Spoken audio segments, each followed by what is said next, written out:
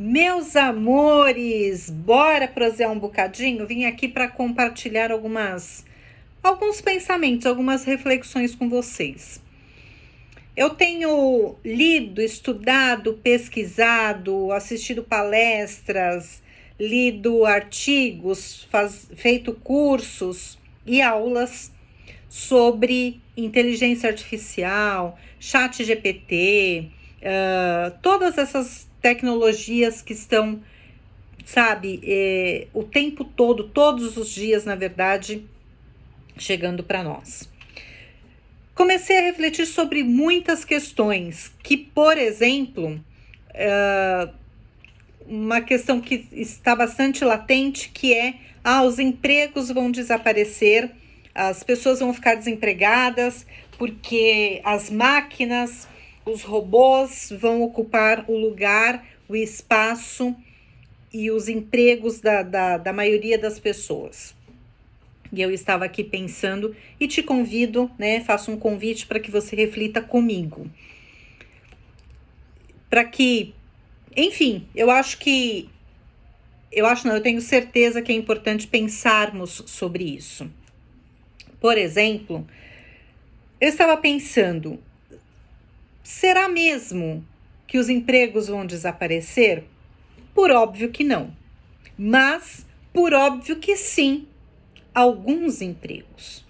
A questão é saber quais são esses empregos. E aí a pergunta que não quer calar é: será que o meu está nessa lista dos que vão desaparecer? Mas como é que eu vou saber se a minha atividade profissional hoje, a minha atividade laboral hoje, ela vai desaparecer? Não precisa ter bola de cristal, fazer nenhum evento futurólogo para entendermos. Penso que quanto mais repetitivo for a sua atividade, maiores são as chances de que sim, que desapareça. Que seja substituído, desaparecer não, mas que seja substituído por outras tecnologias mais avançadas ou pelas máquinas, pelos robôs que parecem estar cada vez mais humanizados. E aí, pensando, mas é motivo para desespero? Eu vejo que tem pessoas que estão desesperadas. Eu converso muito, todos os dias, com muitas pessoas. E uma coisa que eu falo sempre com os meus colegas, inclusive de área, de profissão, é que, independente das máquinas, mas principalmente pelas máquinas, só vai sobreviver no mercado o profissional que tiver mais competência, que se destacar, que tiver um diferencial, que for extraordinário naquilo que faz e naquilo que entrega. Porque se for mais do mesmo, não vai ter espaço para duas pessoas, eu vou colocar assim, profissionais, empresas que fazem exatamente a mesma coisa e entregam a mesma coisa.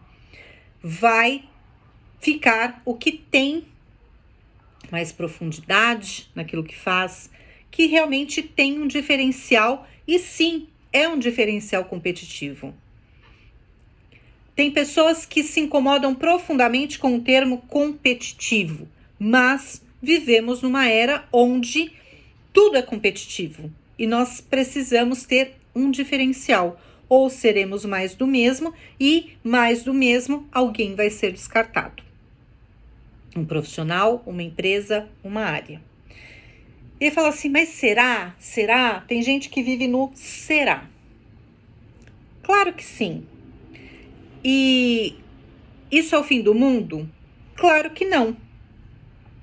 Quantas outras empresas, mercado, de trabalho, quantas já desapareceram ao longo do tempo? Eu não vou muito longe. Eu vou pegar da década de 80 para cá, né? Não tô pegando há 1000 anos. Da década de 80 para cá, já desapareceu, por exemplo, quando eu falo das atividades repetitivas, nós tínhamos operadores de telex, telégrafo, operador de PABX, sabe? Apertar botão, apertar botão, apertar botão, apertar botão. Aí você fala assim, ué, cadê? Onde é que tem operador de telex, de telégrafo? As pessoas que são jovens há mais tempo sequer sabem do que eu tô falando. Mas eu, Gislene, fui operadora de telex. Pois é, lá na década de 80, em um dos meus primeiros empregos, eu fui operadora de telex.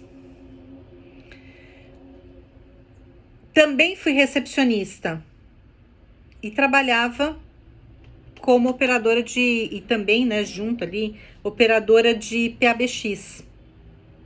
Cadê que tem essas profissões? Então, assim como aconteceu com essas e muitas outras tantas que temos hoje também desaparecerão. Lá no passado, eu vou falar, por exemplo, quando eu era adolescente, 13, 14 anos, eu fiz curso de datilografia. Curso presencial durante meses a fio e que tinha aula religiosamente todos os dias. Hoje, nem máquina de escrever temos mais. Eu até tenho uma aqui, de decoração, item de decoração. Aí você fala assim, tá, mas a datilografia, Gislene, se transformou em digitação. É isso que eu tô querendo dizer. Datilografia não tem mais. Eu sou datilógrafo. E a pessoa se especializou, é a melhor datilógrafa que pudesse existir, que existiu.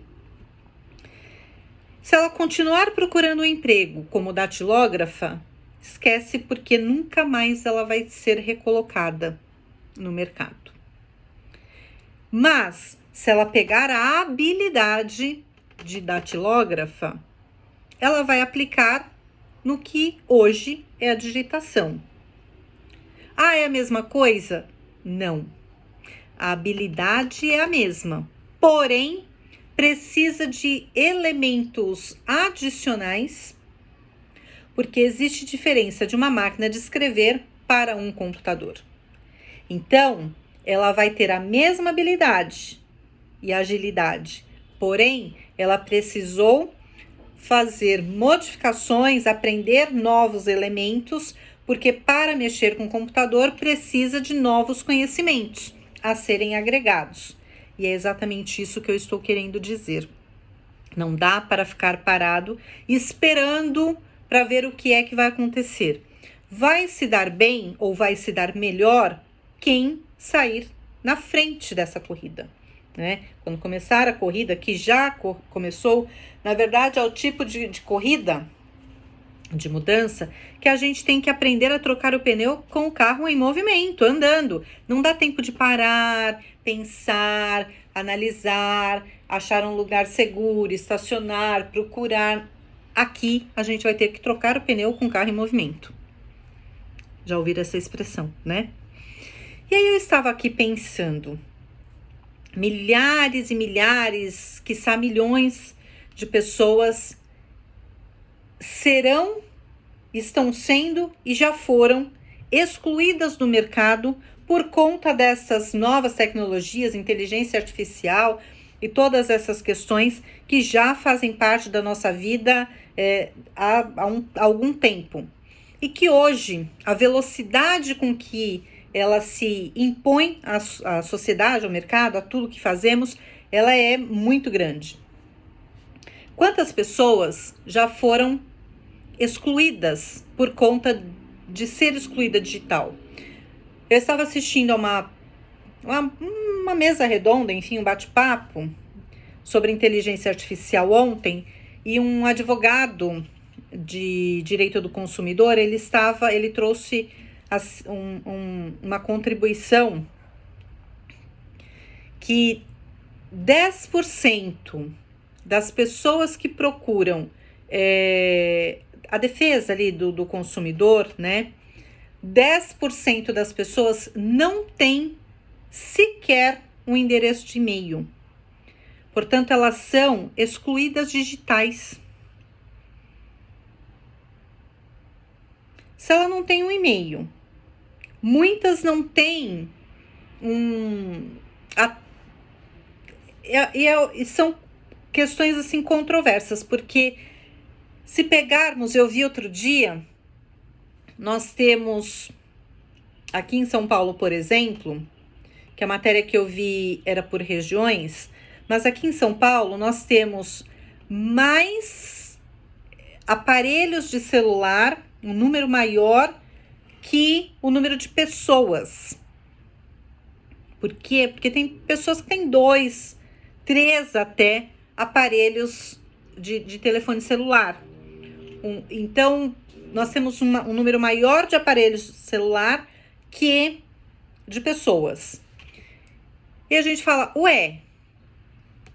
mas é isso. Tem pessoas que têm 2 aparelhos e tem pessoas que não têm nenhum. E aí essa conta não fecha.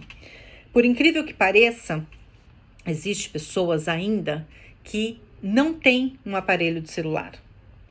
Tem pessoas que ainda têm um aparelho de celular que apenas faz ligação, apesar de sabermos que quem é que faz ligação hoje? Hoje, por sinal, a gente se incomoda quando alguém liga pra gente. Tipo, mas nem é tão íntima, nem é tão próxima. Que absurdo, que pessoa abusada, ousada, me ligar, né?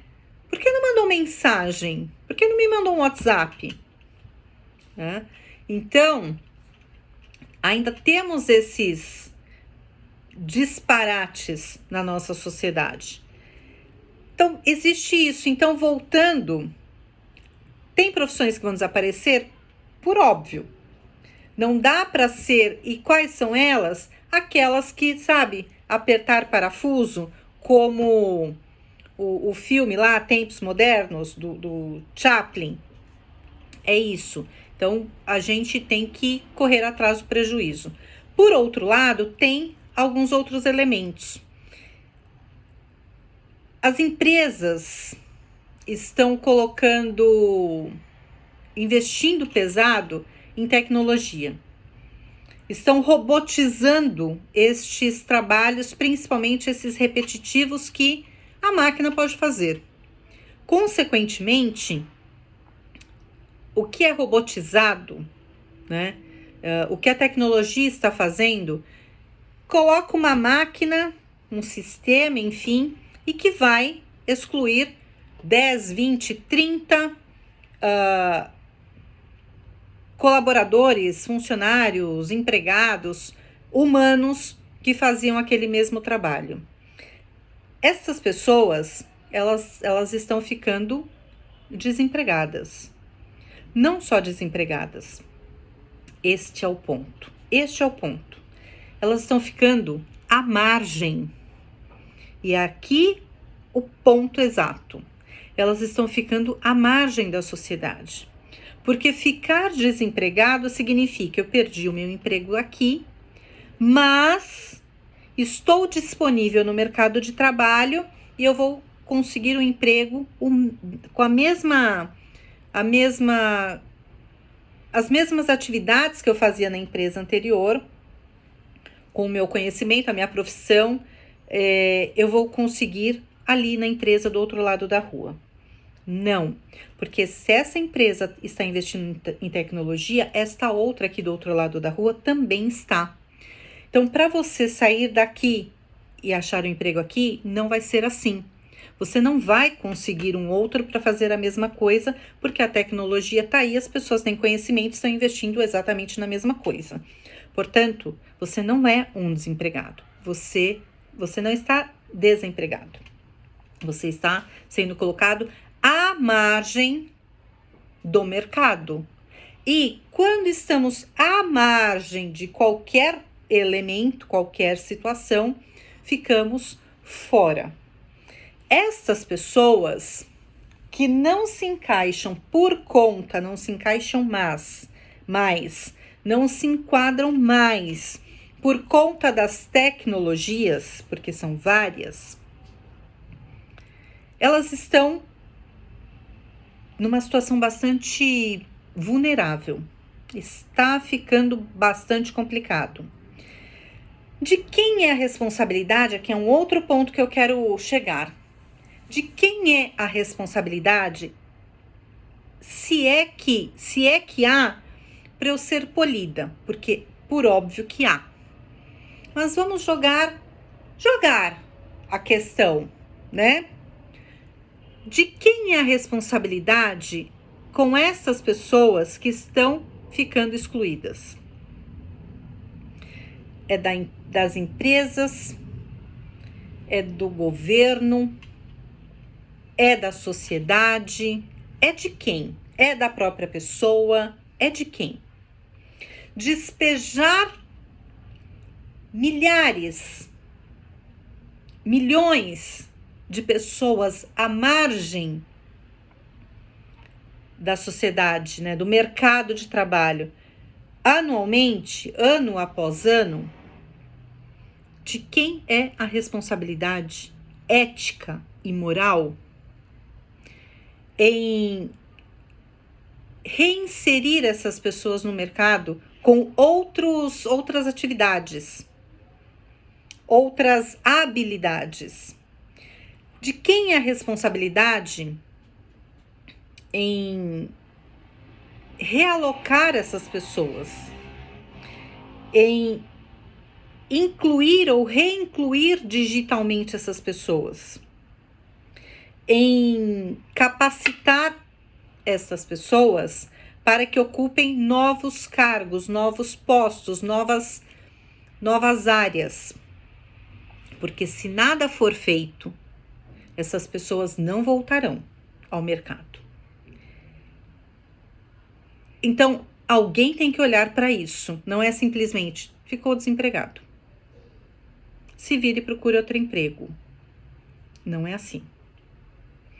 Não é assim que as coisas acontecem. E eu não estou vendo grandes movimentações grandes modo de dizer, eu não estou vendo movimentação nenhuma a título de políticas públicas, por exemplo, para capacitar, realocar, reinserir essas pessoas excluídas digitalmente. Entendemos o seguinte: tem aquela fábula, depois eu volto, faço um outro texto lendo a fábula. A fábula é mais ou menos assim: era um fazendeiro, um dia um rato picou a esposa do fazendeiro. Entrou um rato na fazenda, picou a esposa do... Mordeu lá, né? Mordeu a esposa do fazendeiro. E a bicharada começou a correr e contar. Ah, o rato mordeu a fazendeira. Foi lá e contou pra cobra. A cobra falou: e o que é que eu tenho com isso? Aí a cobra foi e contou pro gato. E o gato falou: e o que é que eu tenho com isso? Contou pro cachorro: e o que é que eu tenho com isso? E assim foi indo, né? E foi contando. Contou pro macaco, contou pras galinhas, e cada um pros pássaros, e cada um falava: e o que é que eu tenho com isso? Aí foi lá e contou pra ovelha, que contou pro porco, que contou pra vaca. E cada um dizia: e o que é que eu tenho com isso? Né? Não fui eu que mordeu a fazendeira. É problema do rato. Por fim, a fazendeira foi passando mal, foi ficando mal, foi chamar o médico, ela, né, ficou acamada. Como era uma família bastante popular, as pessoas, sabendo que ela estava acamada, começaram a ir até a fazenda para visitar a fazendeira que estava acamada. E cada vez que ia uma pessoa, outra, o fazendeiro então, pedia para fazer um café da tarde, um almoço. Por vezes, as pessoas que iam visitar moravam distante, então dormiam lá, então elas precisavam jantar, elas precisavam, fazer mais refeições. Então, o número de alimentos, de pratos, passou a ser maior do que o que era antes. E com isso, mata mais uma galinha, porque tem mais um casal para se alimentar. Frita mais 4 ovos para o café da manhã, porque temos mais visitas. Aí a fazendeira foi ficando mais adoentada, mais fragilizada, e mais pessoas começaram a visitar. E aí foram matando mais animais e animais maiores. Agora mata a galinha, agora vamos matar o porco, porque agora temos uma quantidade maior de pessoas. Por fim, infelizmente, a fazendeira faleceu. E no velório da fazendeira, muita gente foi até a fazenda. E muita gente, inclusive, pernoitou na fazenda. Então, o fazendeiro disse: olha, precisamos matar a vaca para alimentar todas essas pessoas que vieram se despedir da minha esposa. E a vaca foi morta. Moral da história, era o problema do rato, desse tamanho. Todos foram avisados. Não é problema meu, não é problema meu, não é problema meu, não é problema meu, não é problema meu. E a vaca, toda poderosa, imagina, olha o meu tamanho, o que,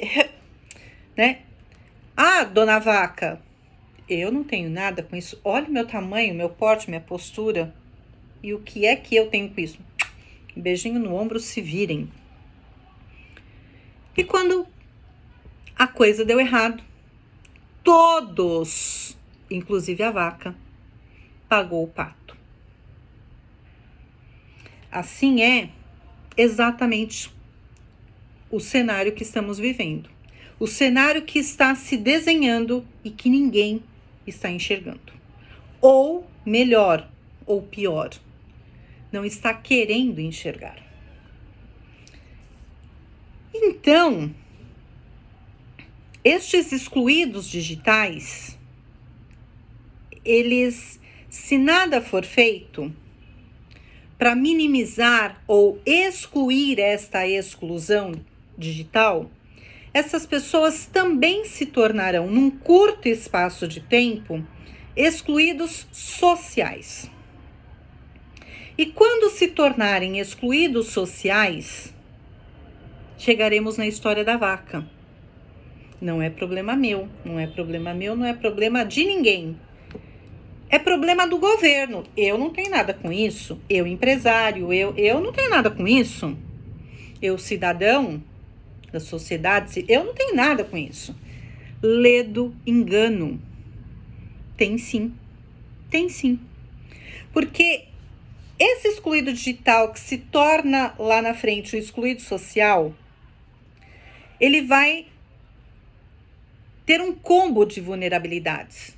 Ele e a família, e as famílias, e milhões de famílias, e eu não estou falando só de Brasil, mas de mundo, mas o que interessa aqui para nós, não excluindo, não diminuindo, tipo, beijinho no ombro não é problema meu, porque o que acontece lá na China impacta aqui, haja vista a guerra na Ucrânia, grãos, fertilizantes, impactou, impacta e impactarão a nossa realidade aqui, o nosso bolso, os alimentos da nossa mesa. Então, o mundo globalizado não dá para pensar de maneira local. Porque o que acontece lá do outro lado do mundo vai impactar a sua mesa, o seu bolso. Esses excluídos, então, vai surgir então uma cadeia de vulnerabilidades. Vulnerabilidade social, vulnerabilidade financeira, vulnerabilidade de saúde, de educação, de segurança. Vai comprometer a qualidade de vida, vai comprometer a saúde mental. Não é problema seu? Melhor rever os seus conceitos. Mas precisamos então, e aí eu volto à pergunta, de quem é a responsabilidade ética e moral? Precisamos então de políticas públicas. Política de Estado, não política de governo. Por óbvio que pode sim começar com política de governo, mas na aplicabilidade, porque ela deve ser política de Estado. Caso contrário, muda o governo, volta a estaca zero, né? Conhecemos bem essa realidade. Fiz umas anotações aqui. Essas vulnerabilidades todas vai gerar toda essa defasagem aqui, esse combo que eu acabei de mencionar. Essas pessoas, então, elas serão colocadas em programas sociais. Mudou de nome, mas né, as pessoas ainda estão acostumadas com o Bolsa Família. Vai para o Bolsa Família, o Vale Gás, o Vale Leite e por aí vai. Ok? Emergencial, né? Emergencialmente, é isso mesmo. É preciso socorrer essas pessoas. Mas eu tenho observado, e eu acredito que você também, se for uma pessoa que se preocupa em parar e analisar, não é sobre o meu umbigo, não é a minha realidade aqui, mas a gente precisa enxergar para além do nosso umbigo, além muros do nosso cercadinho, tá? Coloque essas pessoas nos programas sociais. Ok. Essas pessoas não produzem renda, porque estão nesse combo de vulnerabilidade. Quem banca esse programa social? Estes programas? O governo. Sim, muito resumidamente e bem popularmente, o governo. Tá, mas o governo traz esse dinheiro de onde? Impostos, tributos, arrecadações. Mas se eu sou vulnerável, não tenho renda, não estou gerando renda, quanto é zero de zero? Zero. Portanto, eu não contribuo com nada. Então, você que é a vaca grande, empresário, o que detém poder, riqueza, enfim, não vai dar para dizer beijinho no ombro, isso não é problema meu, porque vai impactar em todo mundo. Aí eu escutei assim outro dia, mas o governo X, comparado ao governo Y, tirou X milhões de pessoas da linha da miséria. Com os programas sociais, os incentivos sociais, essas pessoas saíram da miserabilidade, da insegurança alimentar. Ótimo, parabéns. Mas um bom programa social, ele não é medido pela métrica, pela régua de quantos entram, mas sim de quantos saem do programa.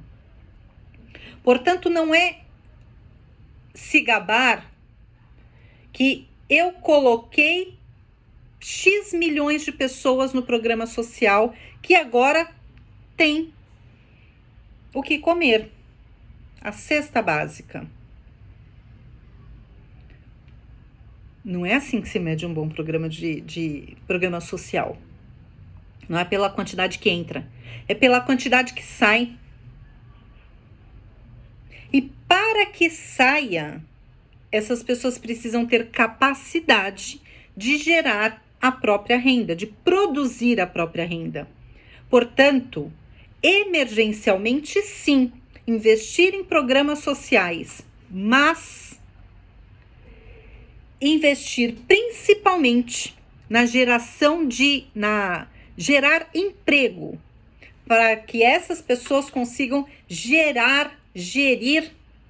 gerenciar e fazer manutenção da própria vida. Portanto, perceberam um ciclo gigante e que começa com pequenos detalhes de não sei mexer no computador. Não estamos falando de computador quando falamos sobre isso. Esse tal chat GPT vai tirar o meu emprego. Não estamos falando exatamente nem de uma coisa nem da outra, mas das duas. Não precisamos ser tão binários, sim ou não, isto ou aquilo, mas isto e aquilo também. Então, eu acho que é isso.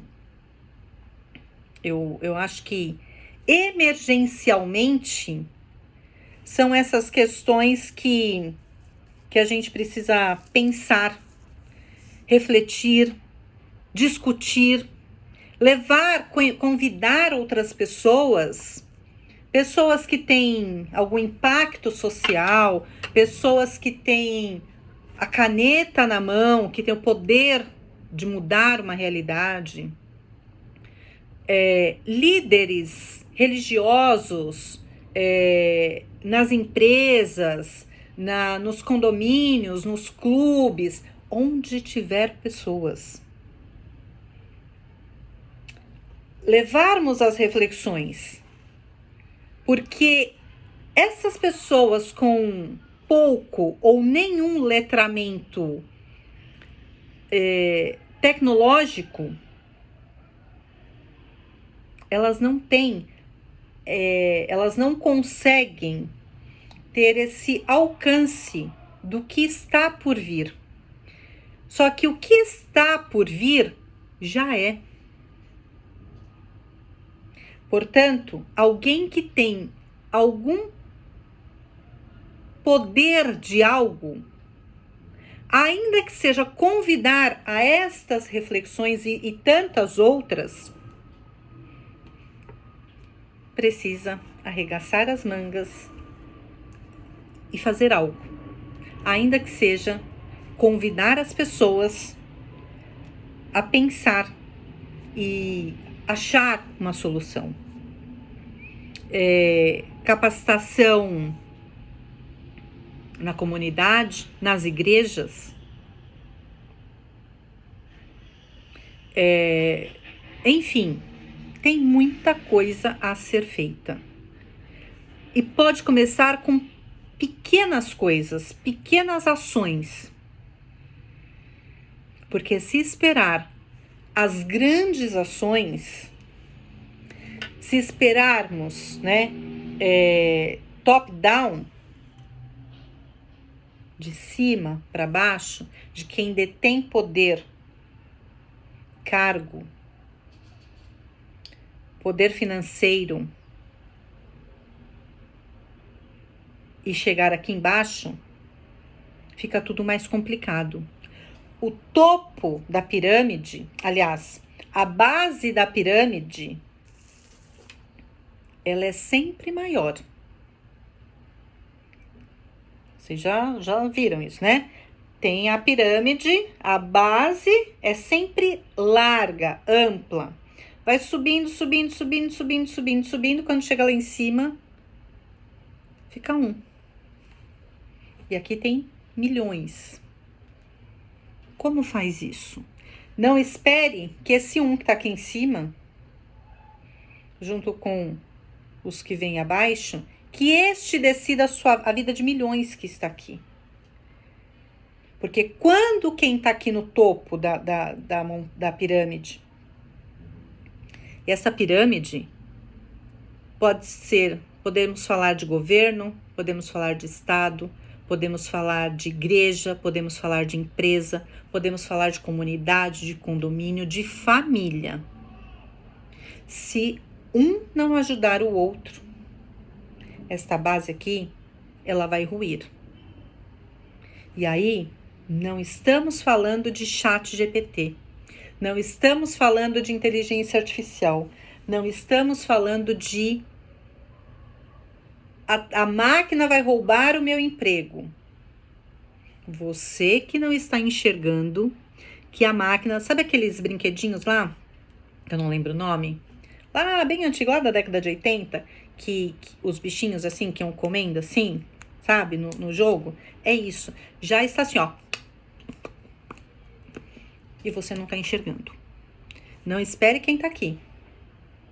Tem que começar, quem está aqui, abrir os olhos e começar a cobrar nível a nível, subindo. Muitos estão na base, poucos estão no topo. Se estes muitos, que é uma quantidade gigantesca, milhões, abrir os olhos, abrir a mente, abrir um leque de possibilidades, e estes todos, que são muitos, e aí eu tô falando de quantidade mesmo, cobrar quem está no primeiro nível acima. Opa, e aí? Você não vai fazer nada? Você não vai olhar aqui para baixo? Pressiona, pressiona, pressiona. Políticas públicas. Este aqui vai se sentir pressionado, vai pressionar, só que ele não tem poder de decisão. Ele vai pressionar o de cima. Ó, você não vai fazer nada porque estão me cobrando aqui embaixo. E é assim que a gente chega lá em quem tem o poder da caneta na mão. Faz sentido isso para vocês? Se faz, como é que você pode contribuir? Por quê? Porque não é sobre o outro, é sobre você. Não é sobre, mas eu sou PhD, fiz pós-doc em Harvard sobre inteligência artificial. Pois é. Mas de que vale o seu pós-doc em Harvard se não servir à sociedade? Vai servir a quem? As máquinas? Entendi. Fazer de conta que entendi. Beijo pra vocês, gente linda.